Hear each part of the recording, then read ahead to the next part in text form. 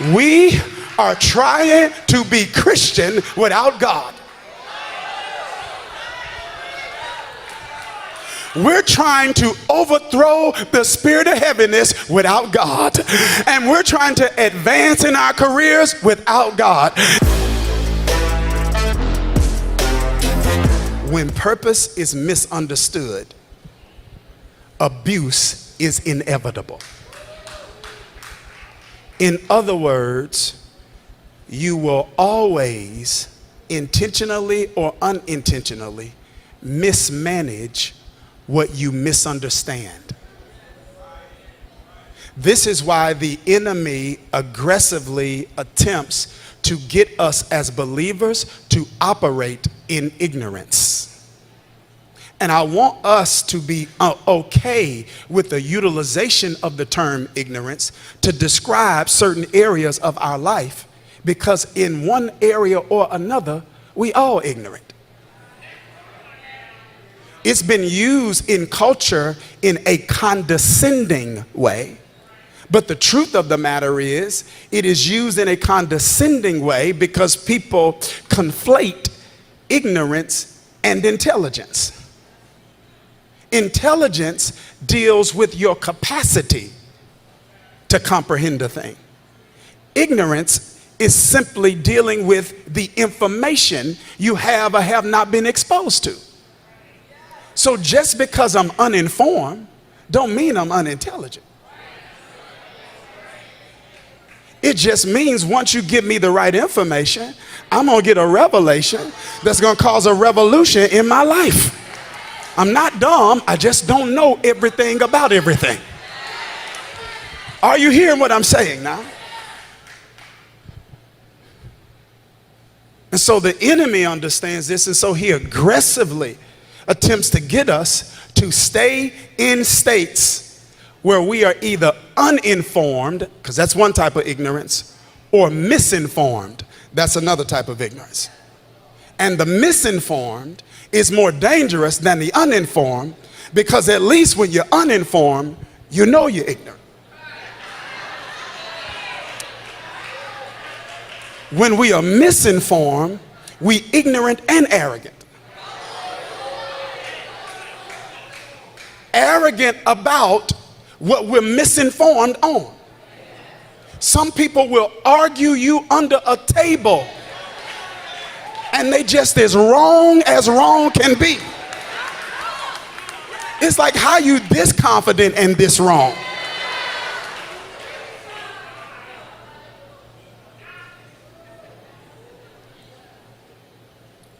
He wants us to operate in, because he knows whatever I misunderstand, I mismanage. And mismanaging something, watch this, isn't always wrong utilization of a thing. Mismanagement can also be underutilization of a thing. Watch this. Meaning that when I don't understand what something is, I can take this iPad, right, and I can use this iPad only to send email. That's not wrong management. That's not wrong utilization. But if that's all I use it for, that's underutilization. And sometimes we're underutilizing something because we have not been informed with any information or the right information about the capability of that thing and its potential to make a certain type of contribution to our life. And today, as we explore part 4 of this series, Christian Is, as we sit in this sacred space where we are experiencing what we call revival, I think it's important that we do not underutilize God. I'm going to say that one more time.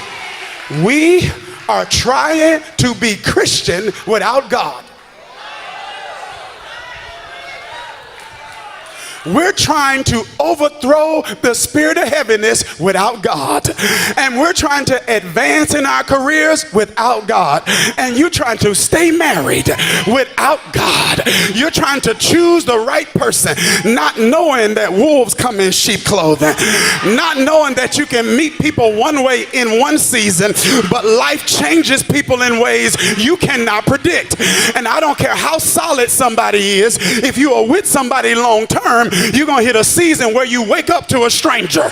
And now you got to relearn how to love that person who life has shaped in a different kind of way. You are not that smart to be picking on your own. You need God.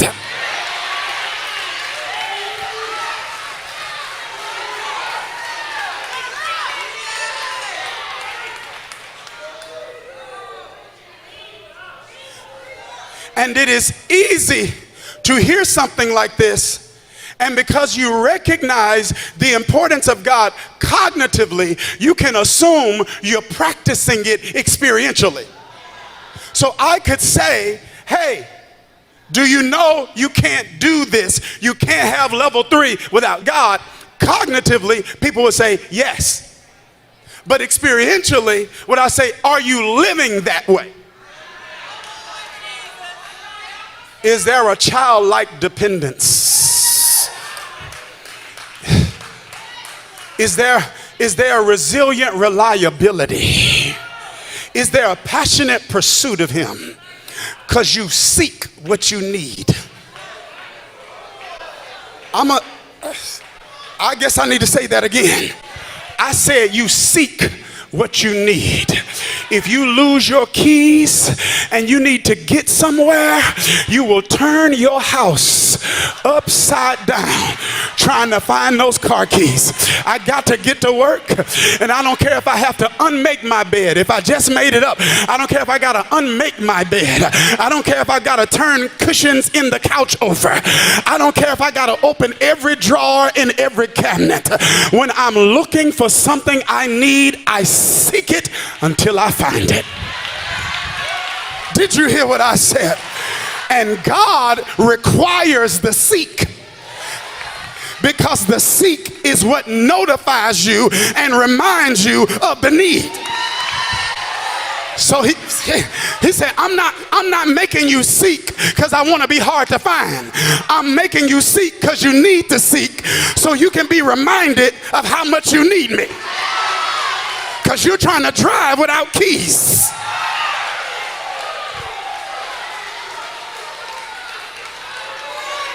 Seek me and you will find me if you seek me with your whole heart.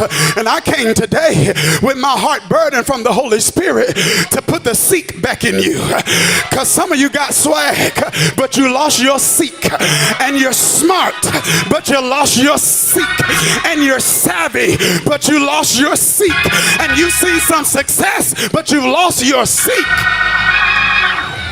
And because you lost your seek, you've lost your satisfaction.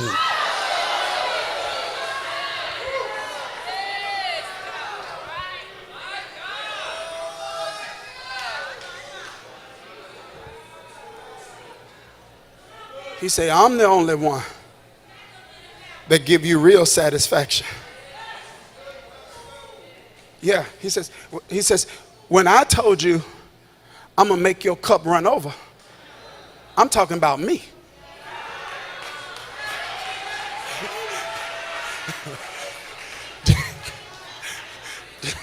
Did you hear what I just said? Yeah, he said in Psalms 23, when I talk about filling your cup till it runs over, I'm not just talking about things. I'm talking about me. I want to fill you with me until I'm running over. Watch this. When something is running over, watch the imagery. It's so full on the inside that it spills over to the outside.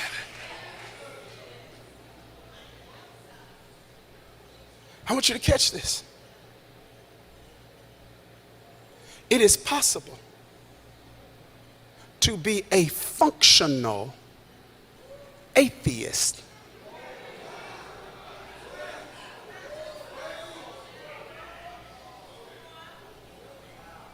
You don't have to be an atheist theologically to be an atheist functionally.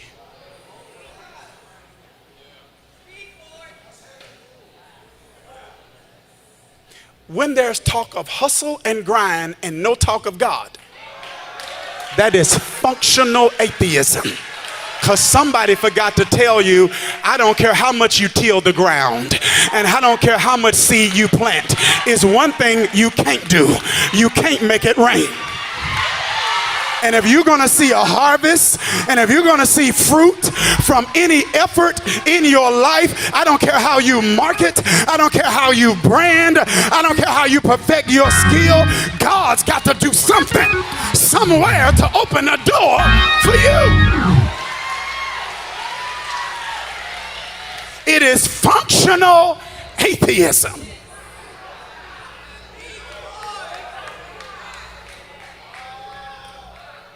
Say you started a business you ain't even pray over.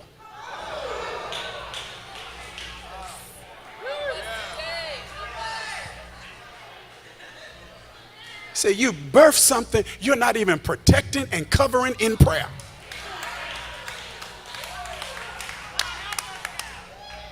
Functional atheism. A form of godliness. Living according to a moral code. Life just governed by best practices. Overestimating the impact of networking.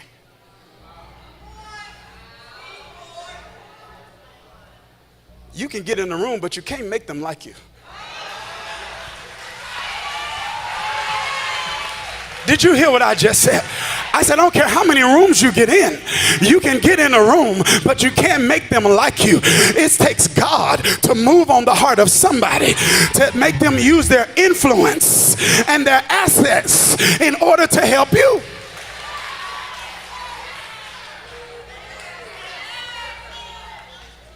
It takes God to say, to put on somebody's heart where they like, you know what? I don't normally do this. I felt a prophetic unction on that one. Let's go. Somebody that received that's getting ready to happen to you. You need to put a praise on that. You getting ready to hear, I don't normally do this.